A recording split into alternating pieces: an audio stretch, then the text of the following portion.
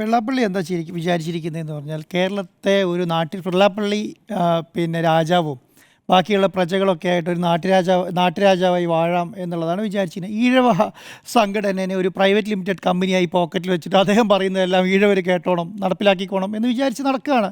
അത് ഉദ്ദേശിച്ചിട്ടാണ് 2015 അദ്ദേഹം കാസർഗോഡ് തുടങ്ങി നമ്പൂതിരി മുതൽ നായാടി മുതൽ നമ്പൂതിരി വരെ എല്ലാം ഒരു കുടക്കീഴിൽ അണിനിരക്കണമെന്നും ഞങ്ങളൊരു പാർട്ടി ഉണ്ടാക്കുമെന്നും അത് BDJS ആണെന്നും അതിൻ്റെ അർത്ഥം താമര കുടത്തിൽ വിരിയിക്കാൻ വേണ്ടിയിട്ടാണെന്നും എന്നൊക്കെ പറഞ്ഞിട്ട് കാസർഗോഡ് നിന്ന് തുടങ്ങിയിട്ട് മലപ്പുറം എത്തിയപ്പോൾ എല്ലാം കൂടി പൊളിഞ്ഞടുങ്ങി.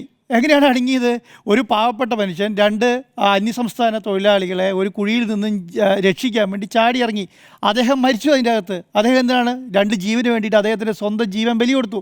ആ ബലി കൊടുത്ത മനുഷ്യനോട് അദ്ദേഹത്തിൻ്റെ ഭാര്യയ്ക്കും അദ്ദേഹത്തിൻ്റെ കുടുംബത്തിനും പണം കൊടുത്തു, അല്ലെങ്കിൽ അവർക്ക് ജോലി കൊടുത്തു എന്ന് പറഞ്ഞപ്പോൾ അത് മുസ്ലിമാണ് എന്ന് പറഞ്ഞതുകൊണ്ട് മാത്രം കിട്ടിയതാണെന്ന് വലിയ വായിൽ ഘോരം പ്രസംഗിച്ചപ്പോൾ അതിനെതിരെ കേസെടുത്തു സർക്കാർ.